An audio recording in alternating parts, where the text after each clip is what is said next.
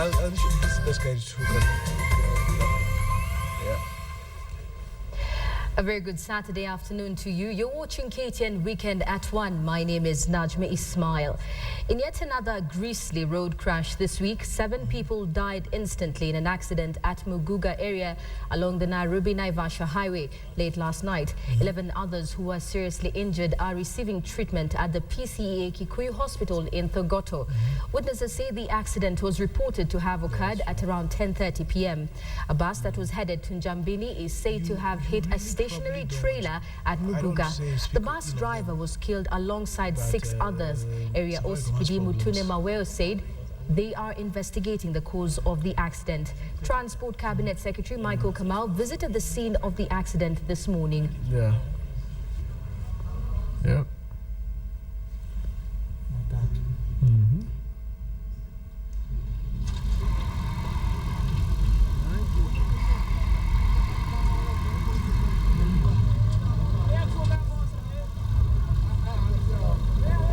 Gari ilikuwa imesimama hii na wako wameweka majani kwa ubani. Sasa hii majani walikuwa wameweka mahali kwa ufupi, hata wangeona hii dereva angeweza kuzuilia kuja aluke saidi nyingine. Sasa ndio imesababisha mpaka senye amekuja kugonga hii gari, ndio imesababisha agonga hii, yani akakuja mpaka akapata hii gari. Mimi venye tu nimefika hapa, mimi nilikuwa kwa nyumba nikasikia gari imegongana. Venye tu nimetoka, nikakuja nikapata watu tu wanapiga nduru. Nimekuja tu kuwaokoa watu kaa. Nimekuja nikapata watu kaa 15 tu wanaika wanapiga tu nduru, tusaidie. Mwenye tu tumekuja tumechukua tumeweka kwa gari ingine. President Uhuru Kenyatta says the government will use all means possible to defend Kenya from both internal and external aggression. The head of state also assured the United Nations that the government will provide adequate security to the United Nations Nairobi-based offices and other strategic installations across the country. The head of state spoke when he met United Nations Deputy Secretary General Jan Eliasson at State House, Nairobi yesterday. President Kenyatta reaffirmed that the acts of terrorists who target innocent civilians will not distract the government from its war on terror. He maintained that the Westgate Mall terror attack will not prevent the government from accomplishing its peace mission in Somalia.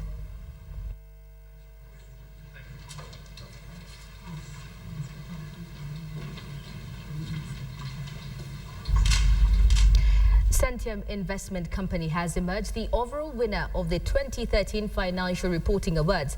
This is an annual award held by the Capital Markets Authority, the Institute of Certified Public Accountants of Kenya and Nairobi Securities Exchange.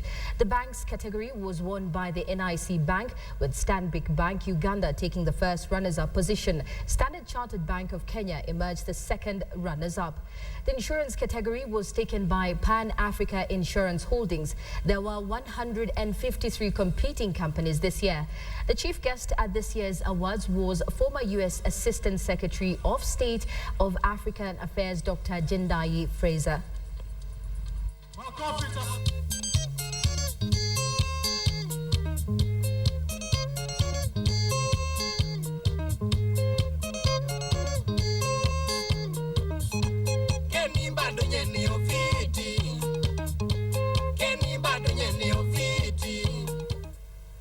I commend the institutions and individuals for the vision to establish and continue supporting this prestigious award to strengthen East Africa's financial markets, attract investment, and become more globally competitive using the practical approach of advancing excellence in financial reporting. Ladies and gentlemen, Africa is at an important inflection point. The questions are, will the impressive growth of up to 5% GDP on average for the continent and double digits for many countries be sustained and become more inclusive? Will Africa become more competitive globally so that we no longer describe an entire continent of 53 countries as comparing positively with a single country like Brazil or Russia? Residents of Isiolo were left in shock when they woke up to find an infant that was just a few hours old abandoned in a deserted shanty with his body half buried in the sand. Only the face was left out to enable him to breathe. The woman who found the abandoned infant said that she was informed of the cries of the child by an elderly man. She then called her friend who accompanied her to the shanty and dug out the infant from the hole in which he was left for dead. The area assistant chief Joshua Miriti said that the police have embarked on an investigative mission to establish the identity of the mother.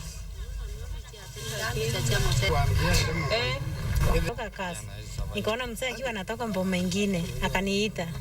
Akaniambia wewe ni hii kijiji, nikamwambia iko mtu unajua area hii, nikamwambia ndio. Wewe iko mtoto nimempata pale ametupwa ameshimbiwa. Nikamwambia acha niite mwingine, mimi siwezi enda kuona peke yangu. Nikapigia mama huyu mwingine simu tukiwa na huyu mzee hapo hapo. Nikamuuliza uko wapi, niko hapo karibu. Nikamwambia kimbia, nimesikia iko mtoto ametupwa hapa karibu. Ndio wakakuja wote na hawa wote wakakimbia, tukaenda pamoja. Tukakuta mtoto ameshimbiwa shimo, amebakishwa pande hii tu kichwa. Unfortunate indeed. We now take a short commercial break. We will be back with more news.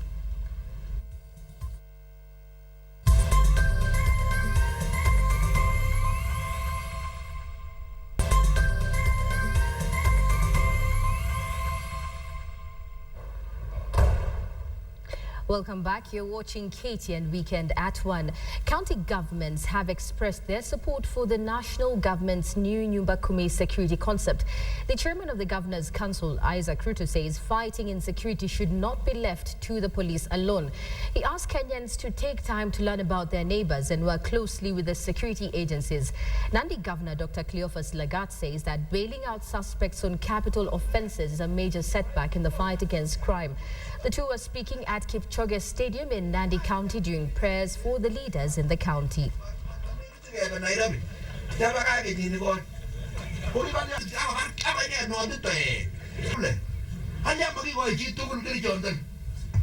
Na sisi tunataka kuhimiza mambo ya security nchini.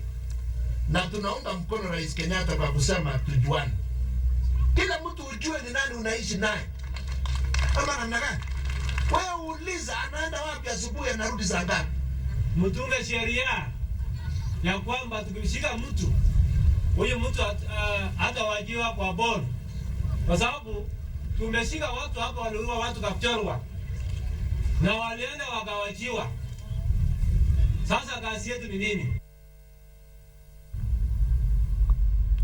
Well, Athi River residents came out in large numbers to siphon crude oil after an oil tanker overturned along Mombasa Road near Athi River town. The driver of the tanker that was transporting crude oil from Mombasa to industrial area in Nairobi was trying to evade another saloon car when it rolled. The driver sustained minor injuries. The residents ignored the dangers of the spilled oil and were soaked in it. They even complained bitterly when police tried to block them fetching the oil. Business was also high for boda operators who were transporting the oil to brokers at the Athi River town. Athi River Deputy OCPD Joseph Odipo warned the residents against rushing to the accident scene to siphon oil. The accident blocked the busy Mombasa Road for hours, causing a long traffic snarl-up.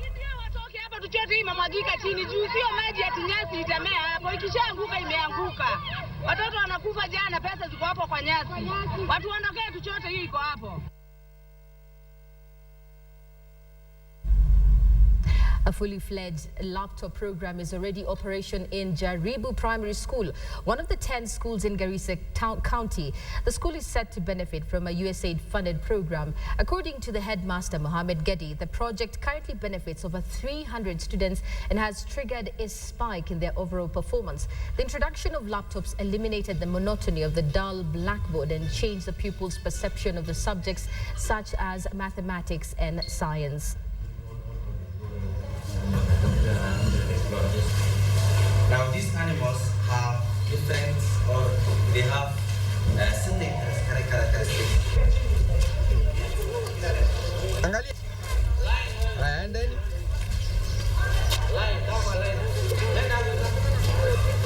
Tumesoma vizuri sana, kompyuta tumetusaidia sana. Imeleta faida nyingi kwa hii shule yetu Jaribu. If maybe I want to know the progress of a child, I will just maybe by a click of a button, I can open maybe our server here, get the name of that child, the class, and then tell the parent that this is how your child is. Unlike maybe the previous time when we were dealing with the files and all these things. So the teachers, their work is to prepare the merit list, then load it in the server. Once they load it in the server, if they don't load it, still I'll load it from here. Moving to Rarieda now, MP Nicholas Gumbo has launched a computer program for primary schools in his constituency ahead of the Jubilee government's laptop project. The MP said all schools in Rarieda constituency will benefit from the project. School leavers are also set to benefit. Speaking at Rambira Primary School, Gumbo said the project will be fully operational by December.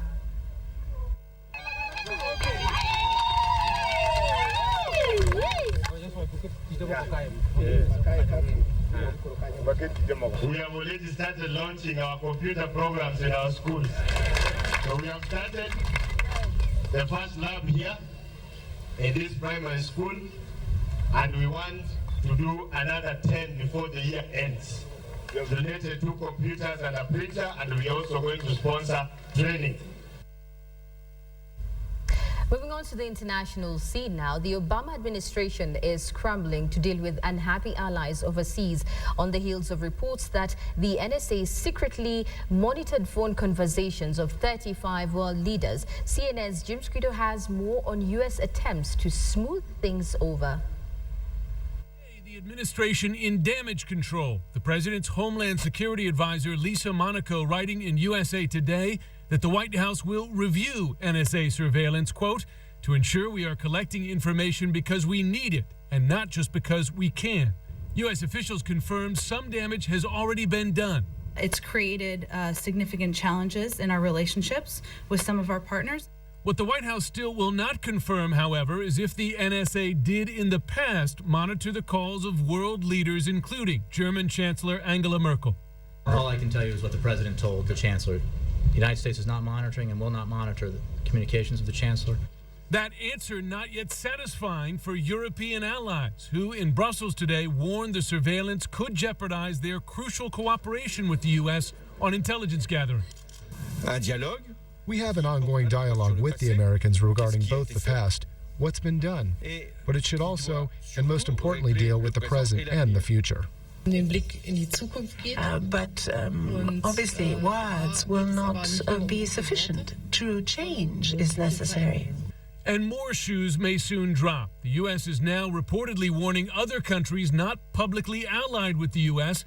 that documents taken by Edward Snowden detail their secret intel cooperation with the U.S.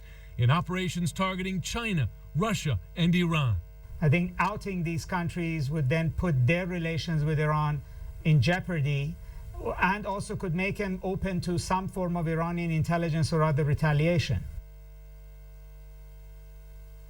Well, there's a new teacher's pet at Denverport, Iowa school who's winning hearts one student at a time. Reporter Angie Sharp shows us how furry four-legged friend spends its day, giving kids a little TLC. There's a new student at Smart Intermediate in Davenport. She likes to play a lot. She's soft. But she doesn't like to do math. She doesn't sit at a desk. In fact, she doesn't even have a desk. She prefers the floor. Cammie is an English cream lab and the school's facility dog. Visiting up to 5 classes every day, she's got a full schedule full of walking, petting, and whatever that was. But this classroom canine does more than just play teacher's pet. Counselors say Cammie is changing how students go to school. We have several students who are really motivated to come to school just because they get to walk Cammie to class. I think she helps kids that are having a bad day sometimes. We've seen a change in student behavior because students are wanting to work to spend time with her. Sometimes when you pet her, she'll just lay down by you to keep you company. Some of them will have lunch with her, take her for a walk, even help take her outside. They like doing that. She's not just man's best friend, but everyone's best friend. Unlike normal therapy dogs, Cammie sees more people, goes to more places, and does more once she's there. Whether it's allowing a quick pat while walking by, placing a head on someone's knee, or giving a hug and a sloppy kiss. Cammie's job is to be herself, a dog. She really has already very quickly become a part of our family. Though we promise she won't eat your homework, just as long as you give her a treat. Well, moving on, the U.S. is the biggest economy in the world, and some say the most powerful. But according to a new study, the U.S. falls short when it comes to gender equality. CNN's Zain Asher is at the New York Stock Exchange, from where she reports. Forget the battle of men versus women. It's the US versus the world, and we're not doing too well when it comes to gender equality. The World Economic Forum looked at where men and women are most equal and ranked 136 countries. Number 1, Iceland, followed by other Nordic countries like Finland, Norway, and Sweden. But if you're looking for the US, we are not even in the top 10. Nicaragua is ahead of us, so is Cuba. The US doesn't even make the top 20. To find us, you have to go all the way down to number 23. Last year, the US was number 22, so we've dropped. The US does get high marks for economic opportunity, though. Specifically, there are more women in the workforce and the pay is better than in other countries. The US also scores high on education for women, but the country falls short when it comes to politics. Out of the 535 seats in Congress, women hold only 98 of them. And of course, we've never had a female president. Compare that to Iceland, where women led the country for 20 out of the past 50 years. It's a similar story in India and in Ireland. And in Cuba and Nicaragua, there's a greater percentage of women in legislature. Other countries also guaranteed paid leave after the birth of a child and paid time off for workers, while the US does not. I'm Zain Asher in New York. Well, thank you for watching KTN Weekend at One. My name is Najma Ismael. Up next is Joy Doreen Bira with Africa Speaks.